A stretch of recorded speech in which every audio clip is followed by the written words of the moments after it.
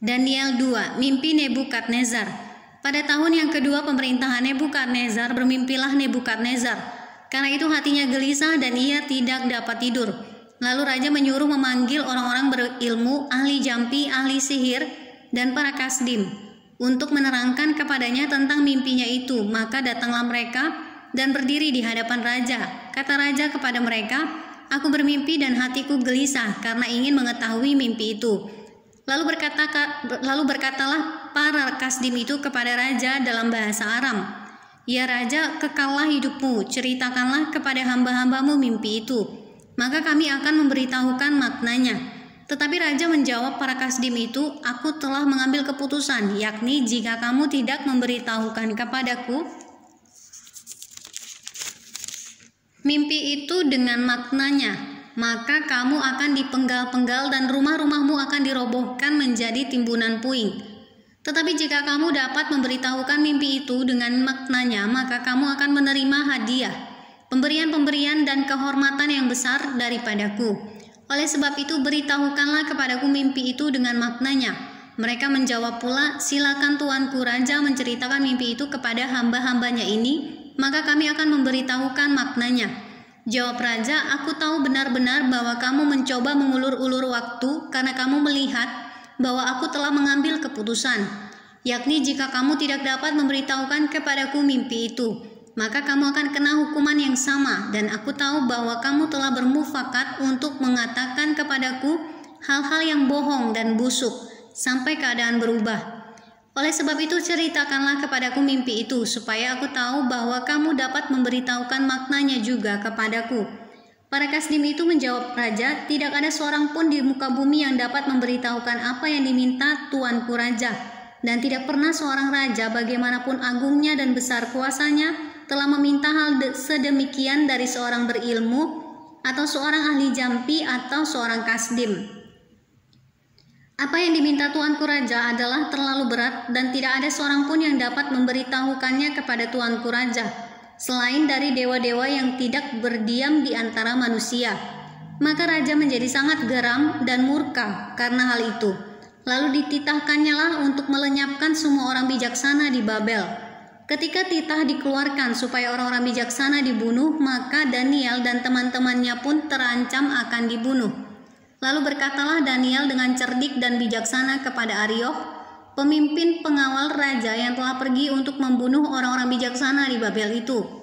Katanya kepada Arioch, pembesar raja itu, "Mengapa titah yang begitu keras ini dikeluarkan oleh raja?" Lalu Arioch memberitahukan hal itu kepada Daniel. Maka Daniel menghadap raja dan meminta kepadanya supaya ia diberi waktu untuk memberitahukan makna itu kepada raja. Kemudian pulanglah Daniel dan memberitahukan hal itu kepada Hananya, Misael, dan Azaria teman-temannya, dengan maksud supaya mereka memohon kasih sayang kepada Allah semesta langit mengenai rahasia itu, supaya Daniel dan teman-temannya jangan dilenyapkan bersama-sama orang-orang bijaksana yang lain di Babel. Maka rahasia itu disingkapkan kepada Daniel dalam suatu penglihatan malam. Lalu Daniel memuji Allah semesta langit. Berkatalah Daniel, "Terpujilah nama Allah dari selama-lamanya sampai selama-lamanya, sebab daripada Dialah hikmat dan kekuatan. Dia mengubah saat dan waktu, Dia memecat raja dan mengangkat raja.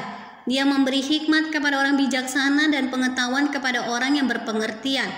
Dialah yang menyingkapkan hal-hal yang tidak terduga dan yang tersembunyi. Dia tahu apa yang ada di dalam gelap dan terang ada padanya. Ya Allah, nenek moyangku, kupuji dan kumuliakan Engkau, sebab Engkau mengaruniakan kepadaku hikmat dan kekuatan, dan telah memberitahukan kepadaku sekarang apa yang kami mohon kepadamu. Engkau telah memberitahukan kepada kami hal yang dipersoalkan raja. Sebab itu pergilah Daniel kepada Arioch yang telah ditugaskan raja untuk melenyapkan orang-orang bijaksana di Babel. Maka pergilah ia serta berkata kepadanya demikian, 'Orang-orang bijaksana di Babel itu jangan kau lenyapkan. Bawalah aku menghadap raja, maka aku akan memberitahukan kepada raja makna itu.'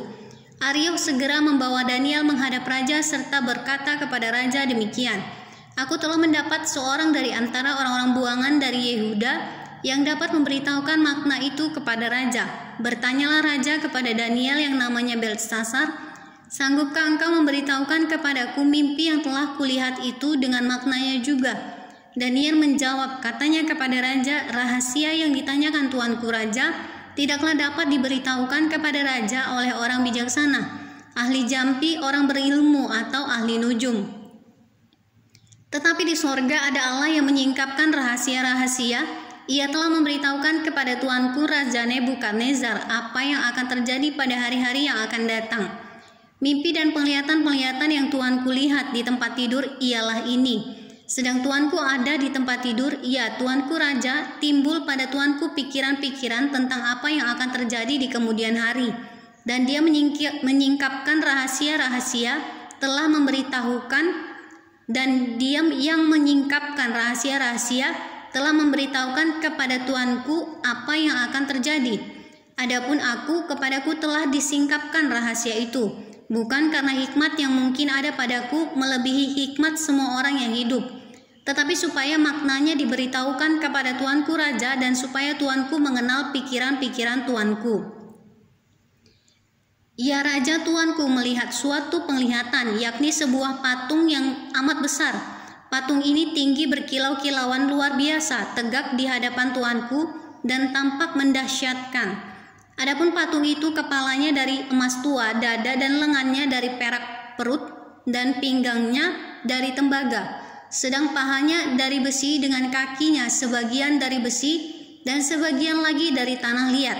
Sementara tuanku melihatnya terungkit lepas sebuah batu tanpa perbuatan tangan manusia, lalu menimpa patung itu tepat pada kakinya yang dari besi dan tanah liat itu sehingga remuk.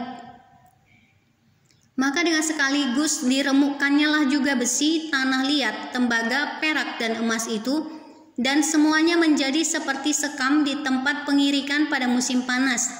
Lain angin menghembuskannya sehingga tidak ada bekas-bekasnya yang ditemukan, tetapi batu yang menimpa patung itu menjadi gunung besar yang memenuhi seluruh bumi. Itulah mimpi tuanku dan sekarang maknanya akan kami katakan kepada tuanku raja.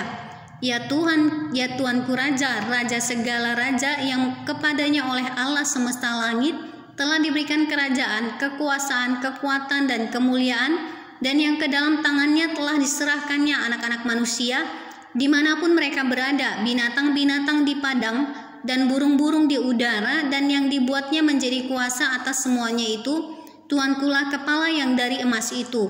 Tetapi sesudah tuanku akan muncul suatu kerajaan lain yang kurang besar dari kerajaan tuanku, kemudian suatu kerajaan lagi, yakni yang ketiga dari tembaga, yang akan berkuasa atas seluruh bumi. Sesudah itu akan ada suatu kerajaan yang keempat, yang keras seperti besi, tepat seperti besi, yang meremukkan dan menghancurkan segala sesuatu. Dan seperti besi yang menghancur luluhkan, maka kerajaan ini akan meremukkan dan menghancur luluhkan semuanya.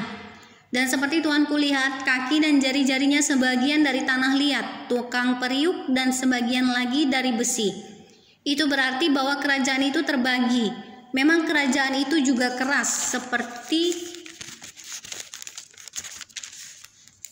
besi. Sesuai dengan yang tuanku lihat, besi itu bercampur dengan tanah liat.